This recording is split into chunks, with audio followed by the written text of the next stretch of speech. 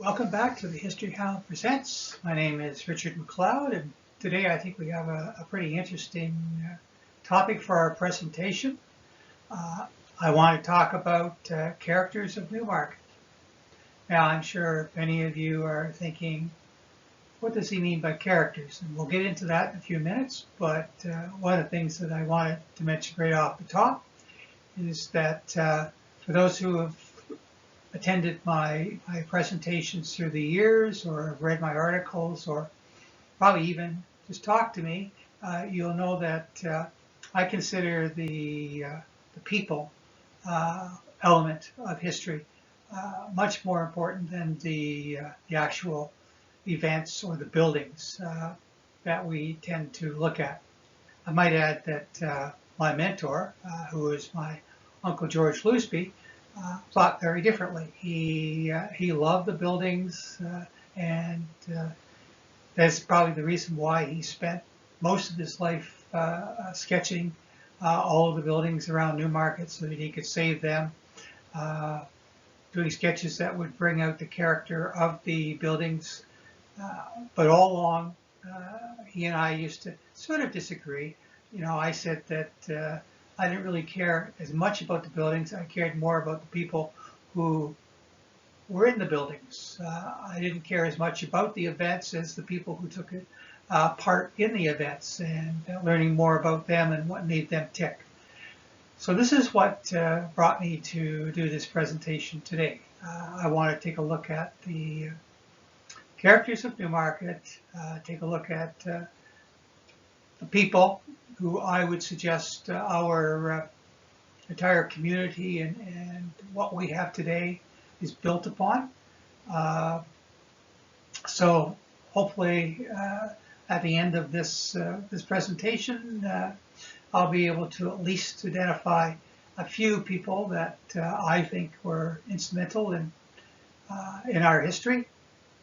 Now, the people that were chosen to highlight, and I'm going to be taking a look at the top 5 from a survey that I did in 2014-2015. The survey was done with a form. I didn't use an online poll to do it, and it was very well responded to. As I say, the idea was that I would have people identify those who they thought were worthy of inclusion on a list of the who's who of Newmarket. And as I say, in 2014-2015, we had a lot of people respond to the poll, and this presentation that we're doing today will highlight some of their choices. Of course, because of time restraints, I'll just take a look at the top 5 as far as the vote getters. But for those people who are interested in the entire list, I have posted the list online on my Facebook group in the past, and I can certainly do that again so that people can get an idea of all the people who were nominated. In some cases, we have little write-ups that were done about why they were considered characters of Newmarket. So, not to despair. If your favorite person isn't one of the 5 that were identified back in 2014-2015, then you can rest assured there is a listing of all the people who were nominated. I mentioned that I wanted to update this list, and so I thought it would be fun to put an online poll on my Facebook page, and so you can go there for the next 3 weeks and vote. As I say, it's the History Hound group on Facebook. I'm hoping that we are going to be able to attract a lot of people to vote. Be interesting to see what has changed in the last 5 or 6 years. Whether attitudes have changed, if the same people who were towards the top of the list are still at the top of the list, or whether, as I suspect, Um, people's choices change as we get a younger demographic who are voting. Uh, Unfortunately, a lot of those great people from our past are sadly forgotten. That's one of the reasons why. Um, One of the passions of my life is the oral history project, where we are able to sit people down and either record them via video, or we will do an audio recording, and we try to capture the essence of who they are and their Newmarket and changes that they've seen, and a little bit about what they feel they have contributed to the town over the years.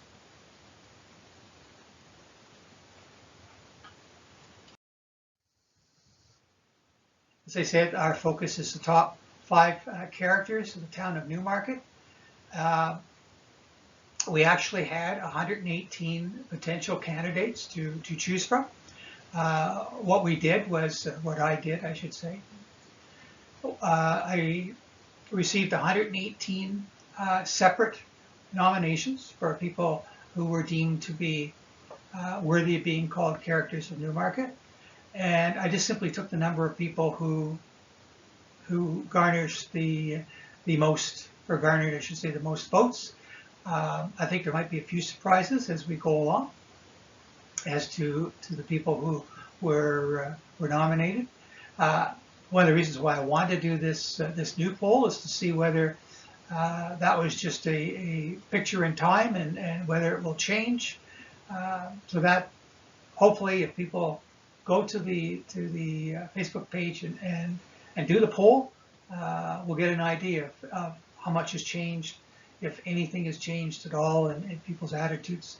So hopefully you'll get out and or get over there to the group and vote. So from September of 2014 to April of 2015, a total of 568 people nominated their top candidates to be on the list of memorable characters of Newmarket. And again, this presentation, while it's only going to talk about the 5 top persons on that list, there were some extremely worthy people who were nominated. There were people who were nominated that I had never heard of before. And so I was able to learn quite a bit about our history, learn about some pretty impressive people from our past. And when we came out with the list shortly after the nominations closed in April of 2015, I gave people, all you people out there, an opportunity to take a look at the nominations. And I know people would come up to me and say, boy, you know, I had never heard of this person, but this person is absolutely fascinating. So that was my goal, basically, to get people to put their thinking cap on, think about the people that they've met through their life,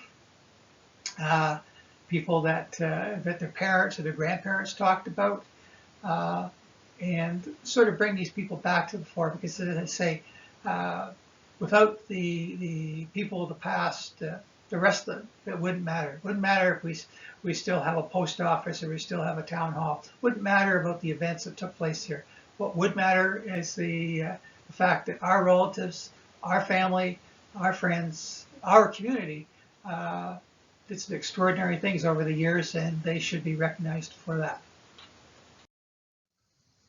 So let's take a look at definition of character, and then I'll tell you what my definition of character is, which is sort of a combination of a number of these things. So character is the way someone thinks, feels, or behaves, essentially somebody's personality. It's a set of qualities that are shared by many people in the group who perhaps follow these people, who follow these people's examples, and that can be narrowed down to just a group within our society, or to the region, the whole region. So it's a set of qualities that make a person, place, or a thing different from other people, places, or things. And it's this third area that I kind of find is my definition for this title of Characters of Newmarket. I'm looking for people, not necessarily famous people, people who made living in Newmarket, growing up in Newmarket, calling Newmarket home different.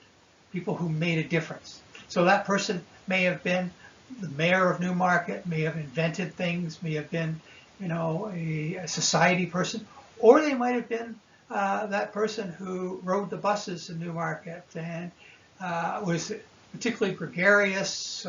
Everybody knew them. I'm always impressed with people that everybody knows. I always think that is such a wonderful trait to have. So this is sort of my definition of what character of Newmarket would be. It may not be your definition, so whatever your definition is, that's fine. If you take a look at the people who have been nominated already on my Facebook page, you'll see that there are people who are renowned, people who, you know, filled the papers and the newswires for years and years. But you'll also see people who probably were less known throughout the province or the country, but locally, everybody knew them. Everybody, when you mention these people's names, people would go, "Oh yeah, no, I remember him," and they would have a story about them, something they did, something they said. So that's, I think, also a valuable group of people that we need to capture as well.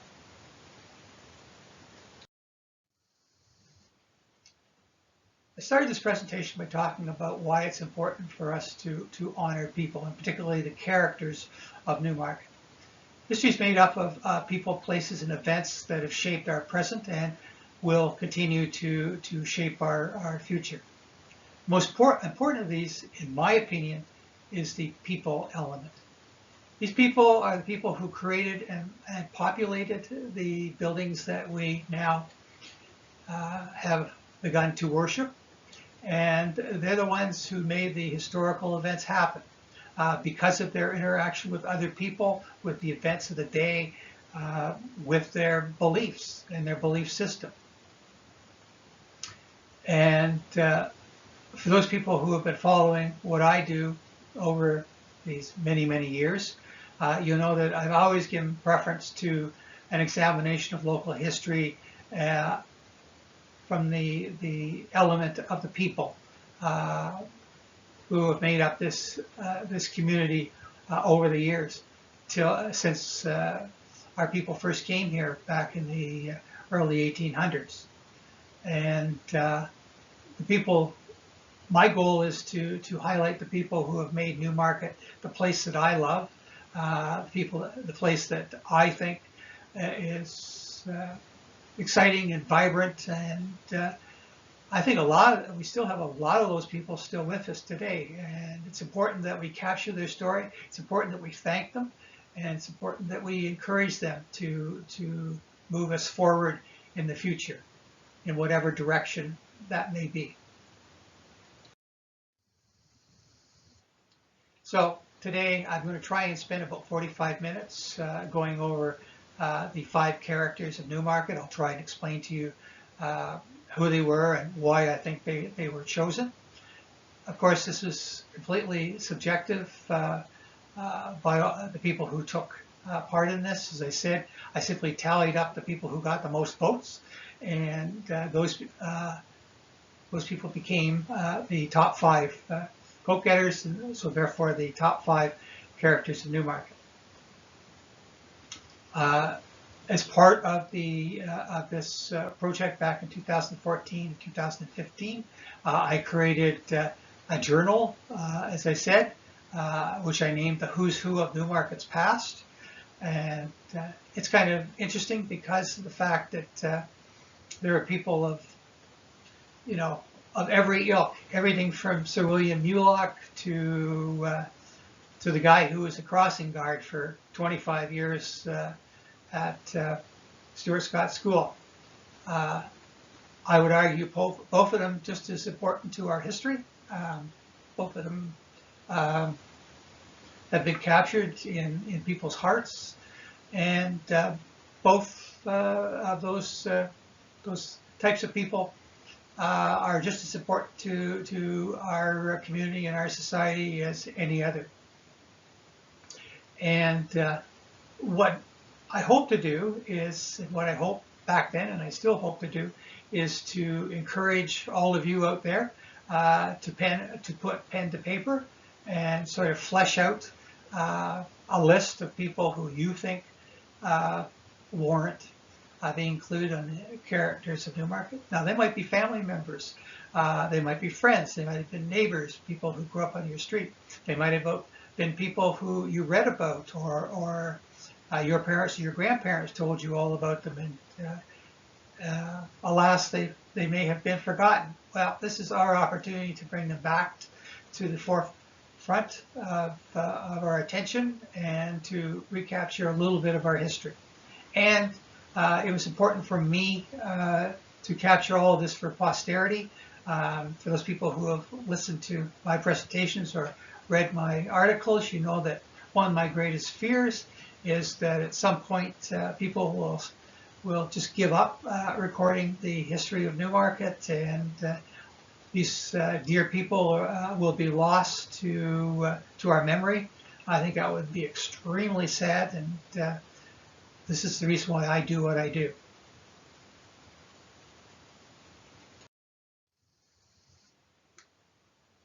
I was a little bit surprised, but the top vote getter back in 2014-2015 was Evelyn Deni. Most people know her as Ms. Deni. What's interesting about Ms. Deni is that she actually taught my grandmother, my mother, my uncles, and me. So she taught for a long, long time, and everybody has a story. I don't think any person that was on the list from 2014-2015 elicited so much emotion when the people wrote why they picked her. And it was really evenly divided. There were people who said that Miss Deni was the best teacher they ever had, that she had changed their life forever, that she had changed their love of learning, and particularly Canadian history, which was her passion. And likewise, a lot of people, while they nominated her for a outstanding character of Newmarket, didn't have quite as many warm memories of Evelyn Deni. Perhaps she scared them. Perhaps she was far from their favorite teacher that they ever had in their life. But she was remarkable. There's no doubt about that. Anybody who can teach for the number of years that she taught and can keep order in a classroom like no one else I've ever seen, I think she deserves to be on the list. So she was number one. She was the top vote getter. Back in 2014, 2015, the interesting thing about her was that just like now, we gave people a choice of, they could pick 5 people. And the amazing thing about Miss Deni was she was on most people's ballot. While people would pick other people for their 2nd through 5th choice, so many people picked Miss Deni as their number 1 choice. Hence, she got so many votes to be the top character. This picture that you see here was taken at Popper Bank School, taken in 1923. She was, in fact, a teacher at the school. She had become a teacher simply because the teacher that they had left, and I guess the people who were running education in the area came to her and said, "You're 17 years of age, how would you like to be a teacher?" As you know, back then, the school was made up of many, many grades all together. She's lucky that she was one of the older students there, and she she took on the mantle, I guess, of being a teacher, and she didn't look back. I mean, she taught there from, as I say, 1923 all the way forward into the 1970s. So, and she taught at a number of schools. She had a number of positions within schools. Some of you may remember her for choral reading groups. I was in one of her choral reading groups, and I was terrified to make a mistake. And we finally settled on the best option, which was that I would stand at the back, since I, at that time, was one of the taller people. I would stand at the back, I would mouth the words, but as she used to say, "Dear God, don't say a word, just fake it." Winning was very important to her. And of course, she passed in 1980. One of the things that a lot of people don't know about Evelyn Deni was that she came from a famous family. Her father was Vincent Deni, who owned a number of businesses around Newmarket. He's had streets and a school named after him. So she knew a great deal about our history. Her family went back quite a ways in our history. And when you got her on the topic of local history, her eyes would light up. She just loved local history. So, and this is one of the things that I got from Miss Deni. Now, I had I guess you'd say, the opportunity to get to know Miss Deni outside of school, because she just lived a few doors down from me on Queen Street when I was growing up. And she would often, as I was going by, she'd call me over and she'd give me some encouragement. I always wanted to be a teacher. Sadly, I gave up teaching and went into business, but I always wanted to be a teacher. And I was always intrigued with how she did what she did, because she wasn't a big lady, and yet she commanded a class, including a lot of very belligerent young men, and essentially had no problems in doing so. So there had to be something special, and I was always interested in finding out what it was that made her tick. Jerry Carter, who most people know, I think, is sort of the king of local history, described her as a short, rotund, and very strict woman with a fondness for blackboard chalk. Miss Deni was and will remain a legend in the Newmarket school system. She served over 40 years teaching in York County.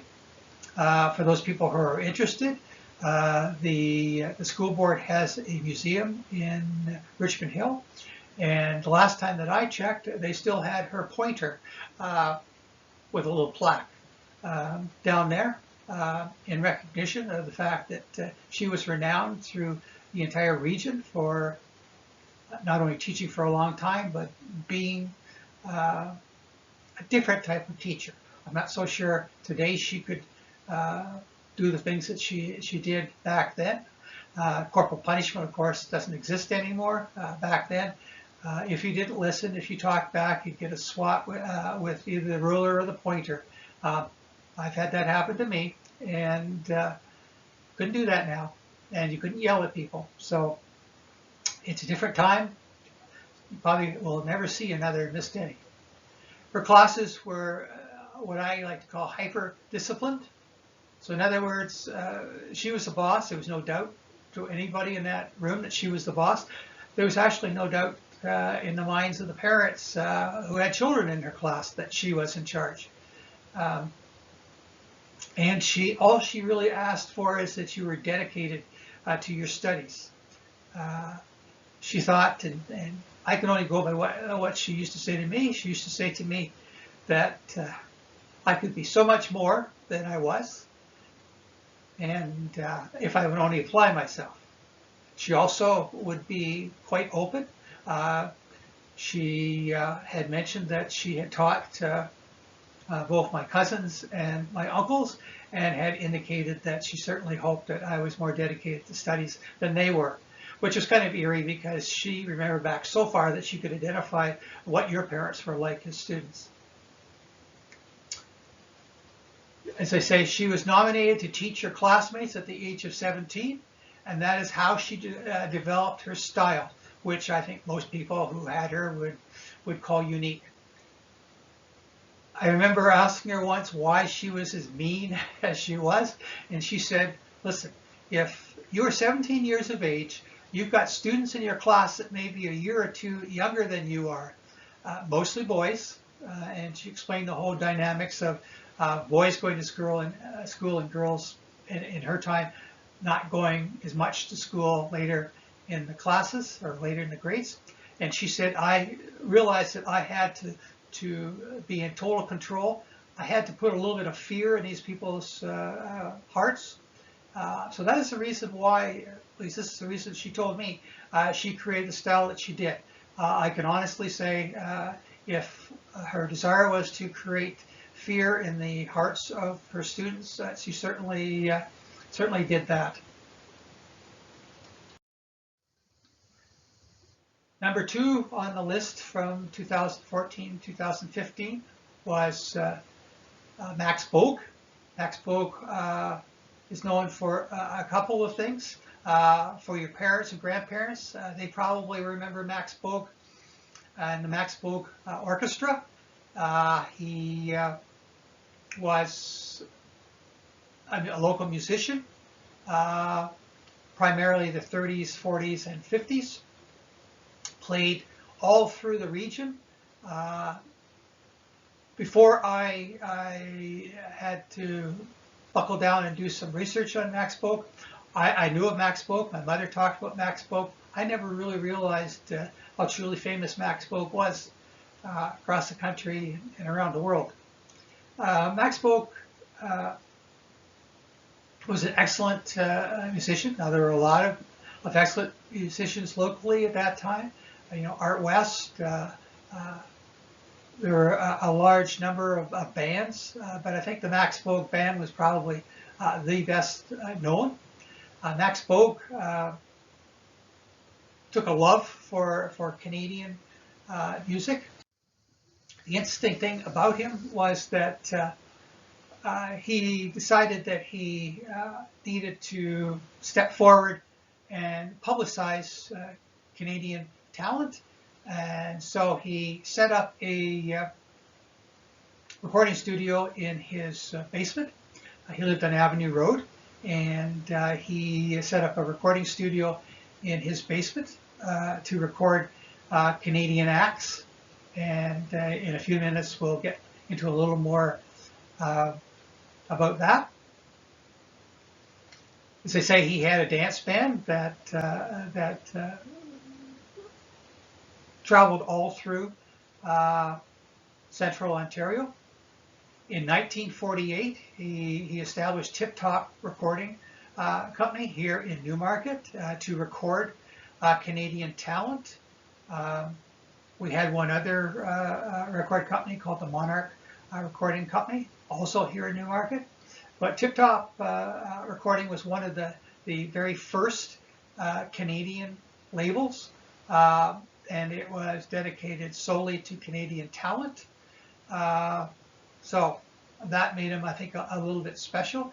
I referred to the fact that when I started to do research on Max Polk, I had put a post on a blog, and a lady had responded from Australia telling me that she was in charge of the Max Polk Australian Hall of Fame. Which I thought was kind of interesting, and she told me all kinds of things about Max Polk that I didn't know. She drew my attention to the fact that he and his band recorded what they call, I guess, dance music or rink music, and they became famous for that. Many of you who went skating in the 50s and early 60s probably would have skated to Max Polk's recordings for skating music. That shows you how well known that music was. He stayed involved in music until his death in 1980. In one of my oral history interviews, I spoke to a lady who lived near Max Polk, and she said that the highlight of her time living on Avenue Road was watching all of the celebrities arrive by car to his house to go in and record. She mentioned, Juliet. I don't know how many people remember Juliet. She mentioned Tommy Hunter, Wayne and Schuster. There was a whole list of people that she said, appeared at his home and would record in his home. So I think that's kind of cool. A lot of people aren't aware that during the Second World War, Lauren Green was stationed here in Newmarket, and as well as, of course, doing the news for CBC News. And the deal that he had was that he could either take the car and driver and go down to CBC to record, or if he wanted to, he could record here in Newmarket. In one of the presentations that I've done several times, not only here but also in Toronto, that I titled Entertainment in Newmarket, we cover several of the documentaries that he became famous for during the Second World War. And what's interesting is at the end of the recording, it says that it was recorded in Max Polk's basement here in Newmarket, which I think is really cool. Max Polk, as I said, had a number of careers. Second thing that he did was he was a land developer and an entrepreneur. As you can see, starting your own record label is certainly pegs you, I think, as an entrepreneur. But Max Polk, along with Charles Boyd, developed the lands laying to the west of Lorne Avenue between Millard and Eagle Street, and many of the streets in that area are named after either Mr. Boyd or Mr. Polk's family. So I don't think he probably wanted for money. He was busy developing those areas. He saw the need for additional land, and he was able to snap it up and was able to build the subdivisions that we now have, as I say, west of Lorne between Millard and Eagle Street.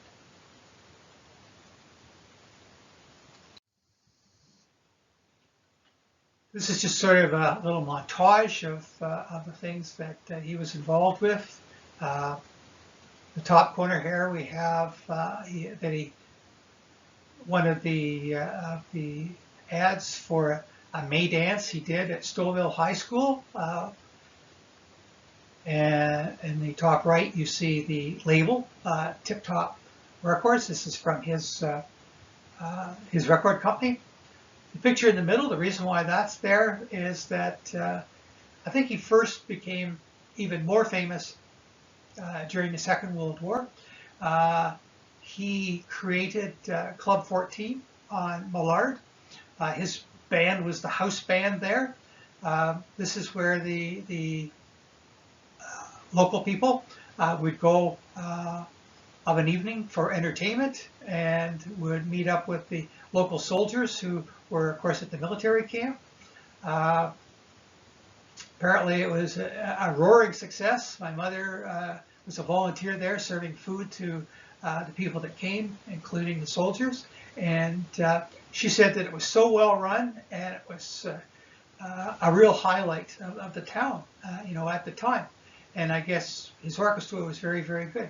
He also, it might be worth mentioning, would often work with the other bands to put on shows. If he would loan people from his band to other bands, and he in turn would take people from other local bands into his band for guest appearances.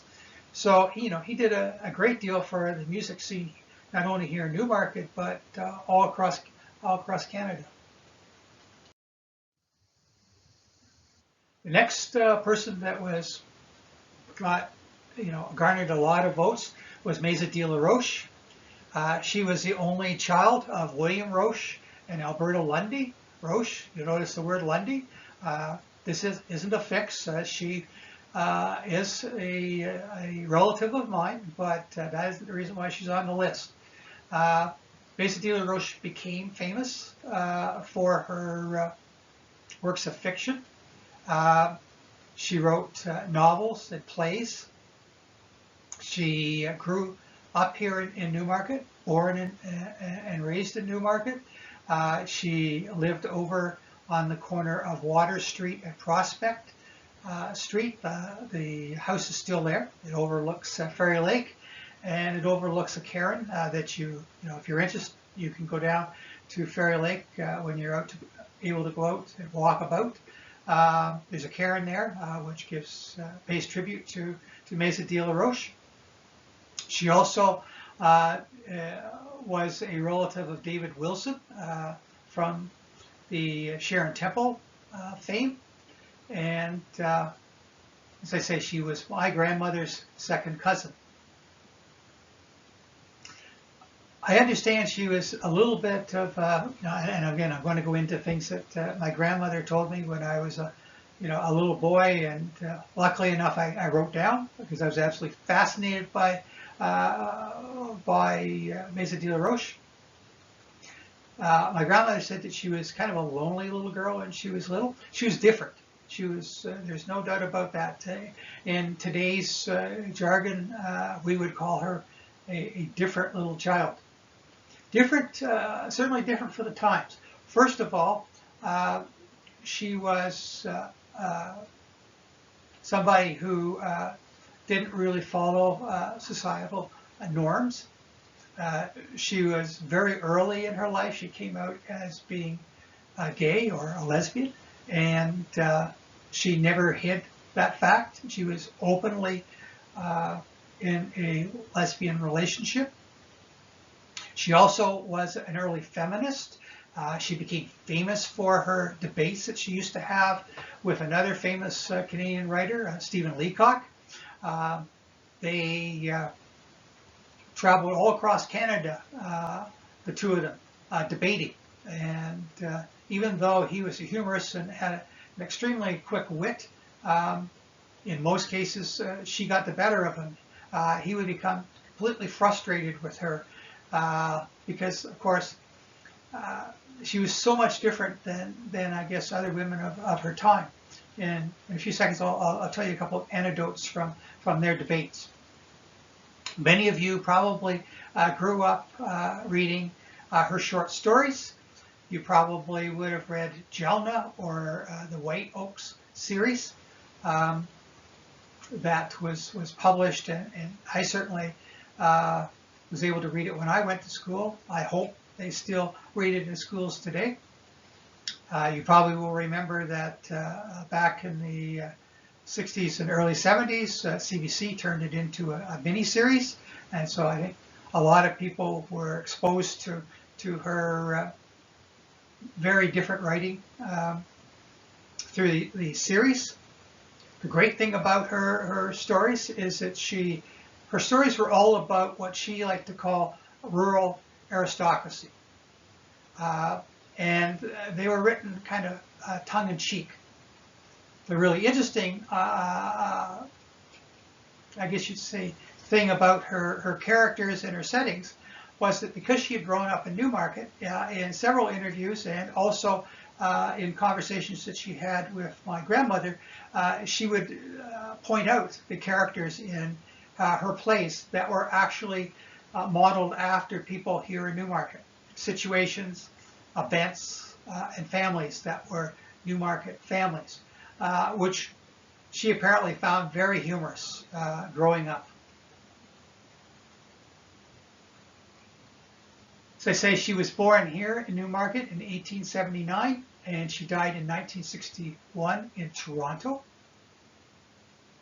As I was saying earlier, she was very well known for the debates that she had with Stephen Leacock. Stephen Leacock was renowned for being a male chauvinist. I think that's what they called it in my generation. I'm not sure what they call it now. And she was, of course, a feminist. He also, being a religious gentleman, didn't have much time for her because, as I said, she was very outward with her sexuality, and the two, I guess, just simply didn't like each other. So as a publicity stunt, I think it probably started as a publicity stunt, and then he discovered that their dislike was real. They would debate, and invariably, whatever topic would come up, Leacock would often say, well, you know, I know you write, but women don't really write. Women aren't very good writers. You know, there aren't any really good writers from history. To which Ms. de la Roche would take him to task, and the two of them would get sidetracked from talking literature and would really talk about politics and social norms. Stephen Leacock was famous for needling her on the fact that she was unmarried, saying that she probably was unmarried because she was a most unfit woman. No man would ever want to be with her. I think the headline in the Toronto Star quotes her as saying in response to this, to Stephen Leacock, she said, well, very early in my life, I decided that I wanted to be a lesbian. More because I took a look, or my choice was made easier because I took a look at the men that were around me, and I realized that there was nothing at all appealing about them. And I certainly didn't need a man in my life in order to be successful. He would often retort that that men obviously had their uses in life, and to the shock of the prim and proper people of Newmarket and Toronto, she would retort that any use that a man may have was not insurmountable, because she always could find some way to make up for the lack of a man in her life. So she was quite a character. My grandmother, my grandmother was a Quaker. If you've listened to other presentations I've done, I've always mentioned that my grandmother was a Quaker. So I think she was probably shocked at Maison de la Roche and the things that she would say and the things she would do. Although they did have one thing in common. My grandmother was a suffragette. She marched with the signs, for the vote and for equal opportunity. So I think they had that in common. But I also think secretly, in talking to my grandmother, that she, deep in her heart, kind of loved the fact that Maison de la Roche was her own person. She always made it clear where she came from. She always came to what was at one time a annual event at the Sharon Temple, which was the gathering of the Lundy clan. And I want to tell you, I guess that was quite a gathering. The Lundys intermarried with most of the families locally. So, I always joke when people say to me, oh, you're a Lundy, maybe you're related to me. I usually say, probably. I seem to be related to everybody. So she would come up to the picnic, and even when she was a famous writer, she would come up here and would indulge in all the excitement of a local country picnic. And everybody kind of joked. I know my grandmother used to say that everybody's hope was that she would find them a unique character and would put them in her next novel or her next play.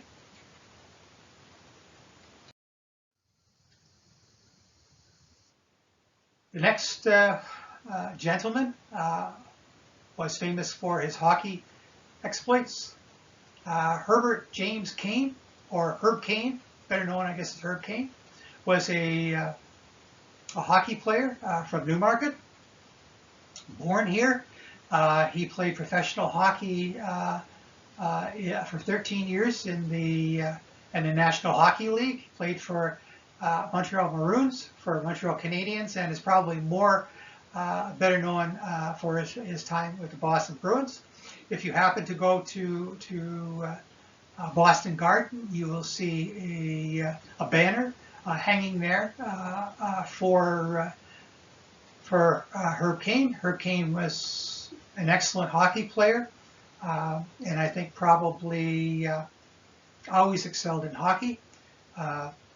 Some people will probably remember her, Kane, for being part of the Redmond teams that we had here in Newmarket. One of the years, you probably, if you follow me on Facebook, you know that one of the years in 1933, Newmarket won the Memorial Cup, emblematic of the best junior hockey team in Canada, and he was one of the players on that team. So he really excelled in hockey. One of the things that I admire about him is that after he retired, he returned to Newmarket and he coached hockey here in Newmarket. And I might add, his hockey teams here in Newmarket had a great deal of success.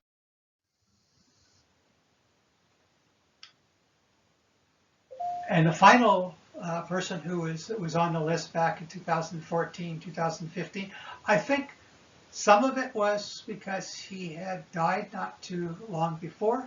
Partly, I think, because people were trying to appease me. This is my Uncle George Losebe. I do think that he was worthy of being on the list. I'm not so sure he was worthy to be in the top 5. He certainly is number 1 or number 2 in my life, but whether he's should be number 5 overall, I don't know, but I'll leave that up to you. You know, he served as the past president of the Newmarket Historical Society. He also served as the chairman of LACACT, which was the precursor to Heritage Newmarket. He wrote several books about history of Newmarket, and many of these you can still purchase from Heritage Newmarket or from the Ellen Campbell Museum. An excellent read and excellent background on the early days of Newmarket. He decided that he would strike out on his own. My grandfather owned a monument shop on Main Street called Losebe Memorial, and I think my grandfather would like my Uncle George to have followed in his footsteps, but my Uncle George fits the criteria, I think, of being a character of Newmarket in that he had a very strong will, to put it mildly. He decided that he had an interest in architecture and engineering, and that he had a gift for drawing and architecture, and so he decided that this is what he would do. His first job was here in Newmarket, working for Office Specialty. He eventually went to school to become an engineer in Toronto, and he got a job working for de Havilland. At de Havilland, he designed the planes for Hockey Sydney, and during the Second World War, he continued to design Hockey Sydney's military class aircraft. His specialty were wings. I always got a laugh when he told me that, but when he explained why that was very important, I stopped laughing. He was instrumental in the creation of the STOL aircraft, the short takeoff and landing aircraft. One of the things that are unique about that airplane are the wings, which my Uncle George designed, or helped to design. I shouldn't say give him all the credit, but he helped to design. He had he played enough of a part in it that he was paid an enormous amount of money over the years as residuals from his invention. So that was one of the things that he was known for. A lot of people know my Uncle George from his pictures that he did of Newmarket's structures around town. He started in 1933 and continued right up to his passing. He would quite often, because of my family circumstances, my father was constantly ill my entire childhood. So he would quite often take his turn babysitting for me. And so I would go off with him. We'd be sitting on the street somewhere in front of a building, and he'd be sketching the building. And he would be keeping an eye on me, explaining the history of the building, which was absolutely captivating, and letting me watch him sketch the buildings. Many of the buildings that I have in my collection of sketches, I can remember back when I was just a little boy standing there watching him create these sketches and these watercolors. So that's one of the reasons why those sketches and watercolors are so dear to me. They take me back to my time with him. He was a mentor to a number of people who were interested in local history. I know that Wes Player and he worked together on sketching. Unfortunately, I have no artistic ability, but for those people who don't know it, Wes is an excellent artist, and he would work with my Uncle George in perfecting his talent as an artist. Of course, Wes also benefited from my Uncle George's, I guess you would call it, zeal for our local history, as did I, and we both became mentees of my Uncle George for local history. Wes and I still kind of chuckle about learning a lot of our history from my Uncle George. As I say, he was an accomplished artist both in pencil and in watercolor. As I said before, he designed the logos for the Newmarket High School, the Newmarket Historical Society, and he was the one that redid the bee's nest logo for the town of Newmarket when he was in grade 9 at high school. So he contributed a lot to Newmarket's history. He did a lot of research for people. One of the things that I really enjoyed after I graduated from high school and started into university was that my Uncle George came up with the idea that we would combine our efforts, and we would do family trees for as many families as we could get to that were situated locally. I still have these genealogies that we did. It was a great opportunity for us to provide genealogies for local families, and it also afforded me the opportunity to learn something about doing research. All of my abilities to do research, and this is basically what I've had to fall back on, not only in my career, but also now when I'm doing these presentations and the articles and such, I got from doing research in cooperation with my Uncle George Losebe. He was a walking encyclopedia on Newmarket history. Next to Terry Carter, I can't think of nobody else who knew as much about our local history, nor was as enthusiastic about our local history. The two of them together, George Losebe and Terry Carter, single-handedly, in my opinion, kept our history alive through a dry period of the 60s and 70s, and one could argue right up to the turn of the century. Terry Carter, of course, writing his books and his articles in the era, and my Uncle George not only writing books, but also doing lectures, and of course his sketches, which I think he's best known for. He and Terry Carter both share the same characteristic. They're both humble men, but were extraordinary influences on the preservation of history here in Newmarket, and I think that for that reason alone, perhaps my Uncle George deserved to be high on the list of nominees. So this is basically an overview of our history, our list of characters of Newmarket. This slide that's up here is to represent the fact that George Losebe was an artist, he was a writer, he was also an engineer. He's probably the closest thing I have met in my life to a real Renaissance man.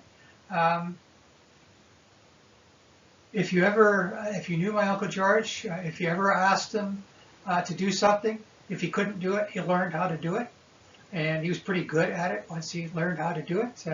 And to me, that's unique. There are millions of things I can't do. I can think of very few that my Uncle George. So as I said, it's my hope that this presentation encourages each and every person out there to sit down and write a biography of the people who have crossed paths with you in your life, no matter how long it may be, here in the community, and document the people that you believe have made a difference. I hope that you'll visit my History Hound site on Facebook and vote in the poll, giving us an idea of who you think warrants being on the list. You might very well have different people than are listed there, so just simply add them to the list. I'm sure if you know them, there's going to be tons of other people who know them as well, and will appreciate the fact that you brought those people's names back to the memory. I'm hoping that I can publish the new list, the updated list from 2020, so that we can sort of compare notes and see how many people are new to the list and how many people were already named, to the list back in 2014 and 2015. As I said back then, I used a forum which I distributed through the town and through the Historical Society, and also through the museum. I decided this time not to distribute a forum, but in fact to do the online poll. At this point, I'm not sure how successful that's going to be. We're a little light in the number of people who have gone to the Facebook page and have voted, so perhaps I should have sent out a paper form, but I decided not to, and I may regret it, but we'll see. This is the form that was sent out back then, giving people the opportunity to nominate people, and as I say, over 560 people did so, which was, I think, pretty good. Gave me a pretty good idea of what the feeling was out in the community about who was valued, who was remembered warmly by those people who were still with us. As in most presentations, I have to give thanks to the people who provided information, particularly those people who provided credits or images. Toronto Star provided some images for me. The Newmarket Archives provided images. I have, as most people know, a large collection of photographs, newspaper clippings, and particularly of drawings, which I call the George Losebe collection, since this is where I got them. And hopefully, when I'm long gone and long forgotten, people will still be able to go through these things. We're always looking, or I'm always thinking, where am I going to find a new home for these archives of mine? So I'll have to keep that in mind. And of course, the various family archives. As I say, we did, meaning Uncle George and I, did, I think, about 80 family trees of local families here in Newmarket, and a lot of the information that we were able to find, I have on my computer, and I quite frequently will go in and take a look at articles or pictures or whatever that we were able to put together back then for the family trees.